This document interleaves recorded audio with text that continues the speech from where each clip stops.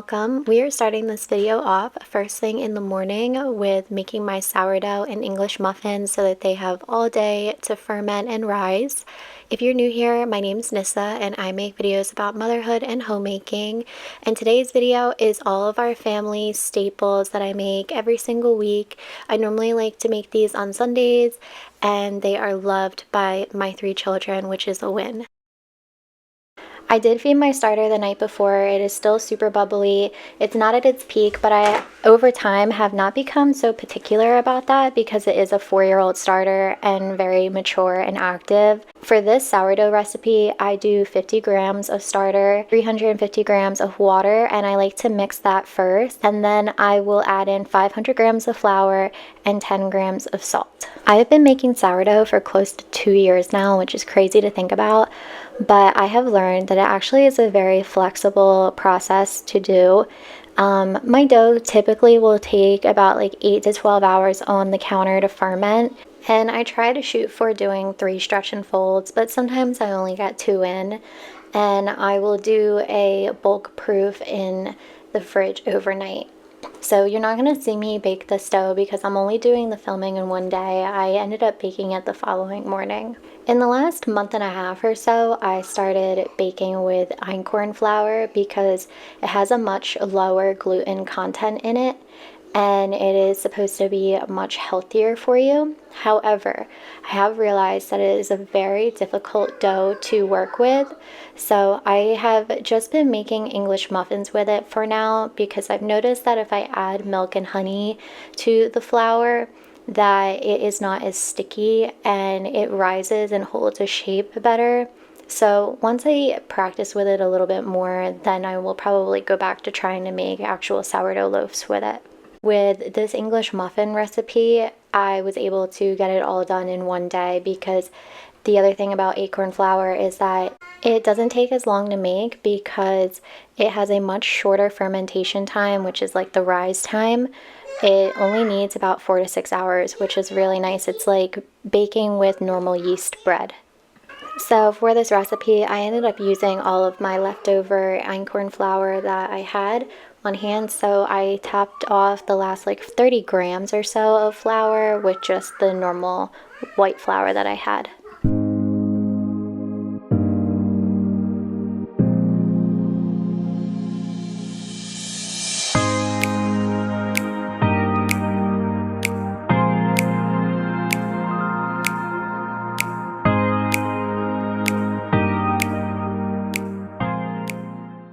Here's my oldest child, Cooper, watching me. He is 4 years old.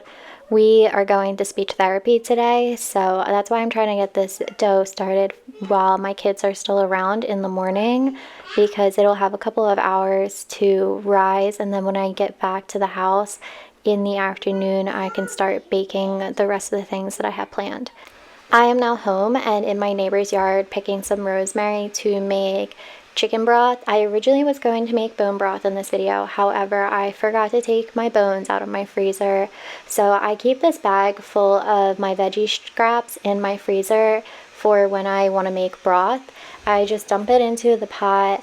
I put rosemary in because I love that taste, and now I'm just rinsing off my chicken.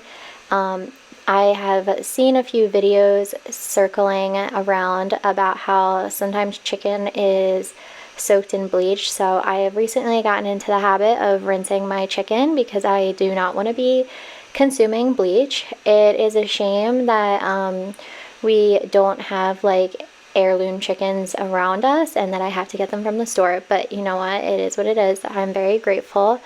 But that being said, we do try to eat primarily beef. So I put the chicken into my pot. I'm adding a ton of pepper. It's so weird. When I had my last baby, I have 3 kids, I stopped liking the taste of pepper. So I don't use as much as it as I used to. But now I'm just adding a ton of salt. And then I'm going to get some turmeric out. I keep my turmeric in the freezer because I noticed that it grades a lot easier and it lasts much longer. And I'm just going to grate a ton of turmeric over this chicken. It gives the broth like a nice golden look to it, and it's super anti-inflammatory, so It's great for when you're sick and you have this broth just on hand. We've actually been having a cold go through our house this past week. Everyone's had a sore throat. So if I sound a little stuffy, that is why. But I have noticed that chamomile, turmeric, and ginger have just been amazing, and vitamin C. Now I'm just filling up the pot with some water, and then I'm gonna have it simmer on the stove for probably about 3.5 hours. This is the first thing I did when I got back from my in-laws because it needs the least amount of attention but also takes a good amount of time to cook. The next thing that takes a good amount of time is yogurt, so that is what I am moving on to now. I make yogurt in our Instant Pot, and I normally like to rinse it out first because sometimes the Instant Pot gets a funny little smell in it. And I use raw milk to make our yogurt. It has actually been much more affordable for our family to make yogurt ourselves and use raw milk. So I just take a cup of our old batch of yogurt or our last batch and pour an entire gallon of milk into the Instant Pot. But as I was saying beforehand, I was probably spending about $25 to buy about a gallon of yogurt every week because it only came in pint-sized containers, and this whole gallon of milk is only $8. So I'm saving like close to $15 by making my own yogurt now. And I ended up making 2 mason jars of yogurt and then 2 mason jars of kefir.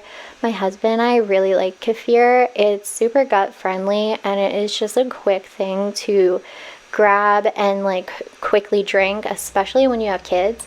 But now I'm just hitting the yogurt setting, and you don't want it on the bromelate mode. You want it on the mode that says 24 hours on it, and you can let it cook for 24 hours. I normally have it cook for like 16 to 18 hours. Now I'm moving on to making ground beef breakfast patties. This is a huge fan favorite in my family. I literally make these every single week. I use 4 pounds of ground beef, maple syrup, salt, rosemary, onion powder, garlic powder, and paprika. And I have shaped them into patties and then I put them in the freezer. I used to shape them into like little mini like sausage logs because I thought that was fun, but that just took so much time, and it only takes me like 10 minutes to just like shape these into patties, where beforehand it was like taking me a half hour to shape them into logs. So this is just a great way to like start your day. Ground beef is so nourishing, it's so nutrient dense, it is super filling, which is another thing that I love, and I just find that it keeps me satiated like longer throughout the day versus if I'm starting my morning off with something like chicken sausage or like turkey bacon.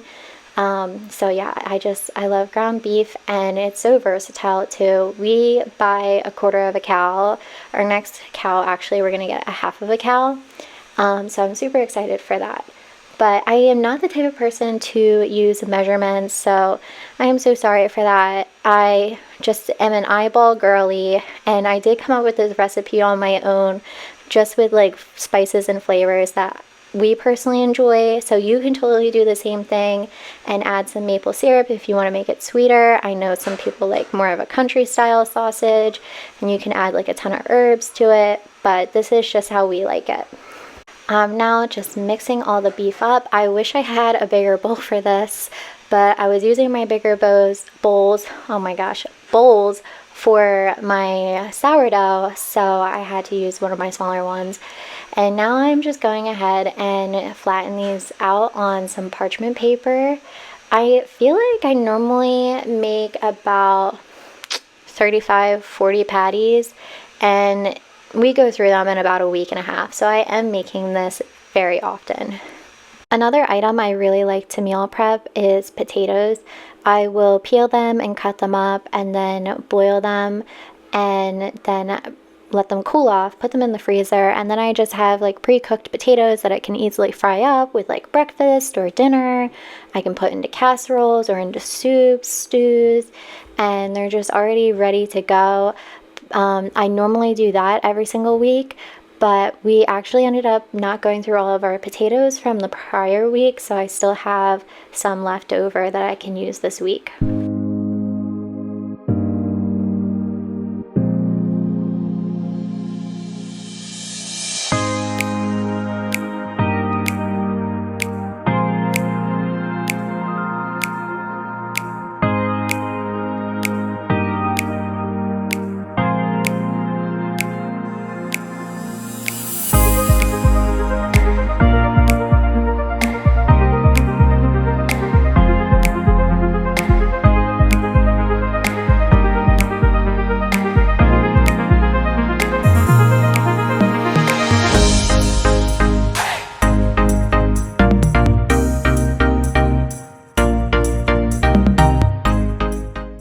Moving on, once the patties are all fully shaped, I get my cutting board.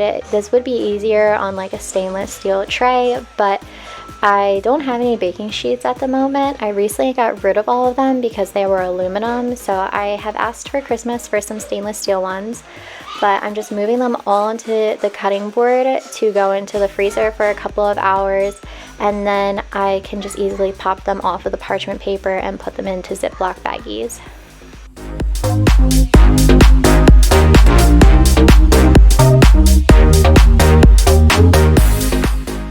Moving on, I am now making a carrot salad. I watched a video. If you know who Alex Clark is, then you just know, but she had a guest on recently who was talking about like what to eat during your menstrual cycles and whatnot.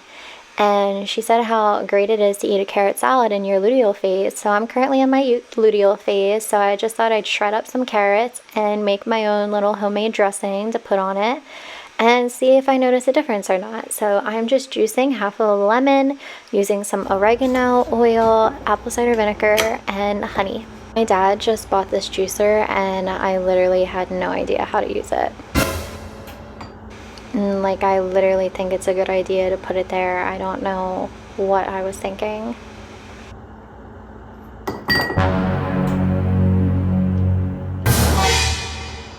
Come on, girl. Don't do it there again. Come on. This is just hard to watch.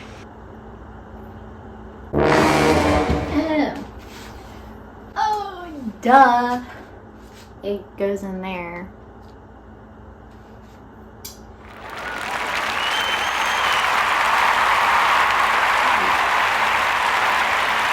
Literally, I'm so embarrassed that I could not figure out how to use that, but once I did, it honestly worked amazing and was so easy. I love it. 10 out of 10.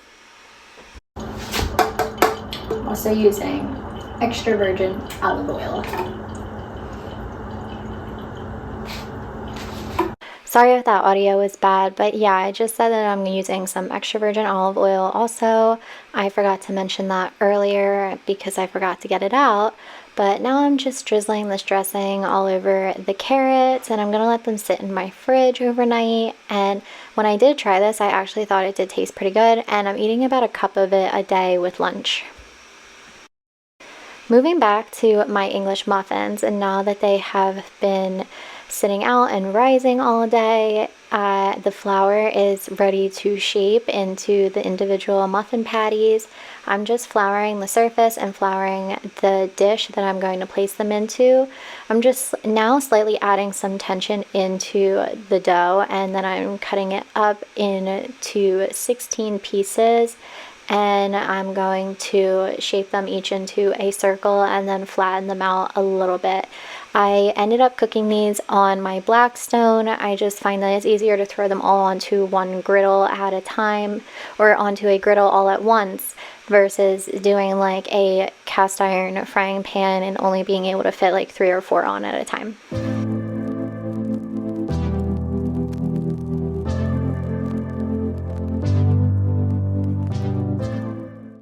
It has been about 2 hours now, and my chicken broth is now at a boil, so I'm just turning this down to low while I work on a few other things, and then I'll come back over here and strain it.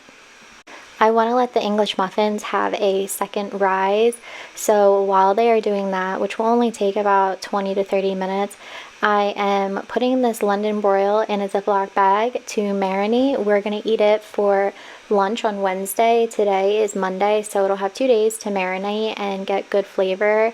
I am just putting in a bunch of crushed garlic, and then I'm gonna add coconut aminos, some Worcestershire sauce, and a ton of salt. If you have ever cooked a London broil before, it is a very lean and almost gamey cut of meat. So it definitely needs to be marinated and cured with a ton of salt so that you can chew it almost and it has better flavor. But this cut is so big that it will serve our entire family for one dinner, which is amazing. I'm also adding onion powder. I forgot to mention that. I am sorry.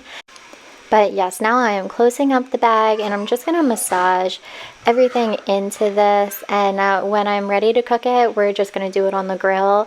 It cooks up pretty quickly. You only want to do like 7 minutes on each side on high. I have had the grill preheating for my English muffins. I had it heating on high and then I turned it down to low so that it gets like a nice char on the bottom side of the English muffins. And then I will close the lid and let them cook for about 2 to 5 minutes. It really depends on like the temperature of the grill and just the flour, you know. You really gotta like eyeball these things and learn it and feel it out for yourself. I wish I could help you more, but that's just how bread making really works. So I don't know if you can tell, but they have puffed up beautifully, and look at that nice little charge. So yummy and delicious. I'm so excited to eat these. Our family, like I said, loves these so much. My kids will put jelly on them and I'll make breakfast sandwiches. But look at the sunset. It just was like such a nice evening to be outside and cooking. It hasn't been too chilly in Pennsylvania yet. I haven't even gotten my winter jackets out yet, which is just crazy because I definitely am a cold girl. Like I run cold and I don't do well in the cold. Like put me in the summer all year round and I'll do just fine, trust me. So yeah, I'm surprised like it hasn't gotten chilly yet. Here are my finished English muffins. They're just so fluffy and soft. I am going to let them cool off on the counter and then put them in Ziploc baggies in the freezer, and we can just pop them into the oven whenever we want to eat them. Now moving back on to my chicken broth, I am just taking the chicken out, trying to strain all of the juices out, and then I will put it back into the dish. I'll cut some of the skin off and then more juices will flow out of it, and I'll put that juice back into the pot as well. And then I will begin shredding it for buffalo chicken dip. I was really running low on time now because I had to go back and pick up my kids, so you're not going to see me fully make the buffalo chicken dip. And I was never able to make chia pudding or my date covered caramel apples, which was really sad, partly because I ran out of containers to make the chia pudding in. I was literally using every single dish I had on hand, and I just did not have time to make the caramel apple, sadly. So I want to definitely do that with my kids eventually because we just went apple picking and have so many apples. But now it's the following day. I am all over the place. I said with this video didn't go into the following day, but actually it did. I'm showing you my yogurt. I had it cooking for close to 19 hours and I am removing the lid. This is how thick it is. It has a cream top because I use whole milk. So there's a ton of cream in here, which just makes it even more delicious and nourishing. But I'm taking it out of the Instant Pot and I'm going to get some jars out and I'm going to mix it up with a whisk, and then I'm going to use this mesh strainer and just strain the whey out. I haven't done this before. In the past I have just, you know, left it kind of like a little bit more runny, and we've had like runnier yogurt. And I did like the consistency of this a lot more, but I think moving forward I'm going to buy some cheesecloths and a larger strainer just so that this process goes by a lot quicker. There are so many ways to go about making yogurt. Some people will just like let it sit in the fridge and like drip the whey out on its own. This isn't fully like whey that's dripping out. This is cultured milk, and this is going to be the kefir.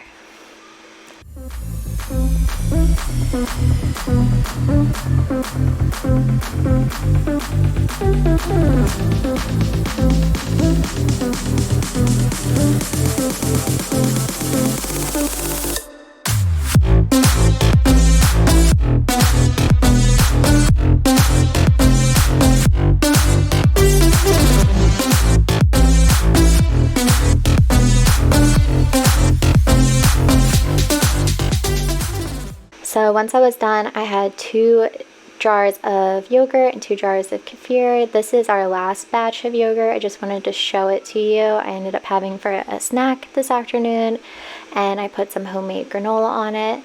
I just wanted to say, if you made it this far, thank you so much for watching. God bless, and I hope you try some of these recipes. Please don't forget to like and subscribe.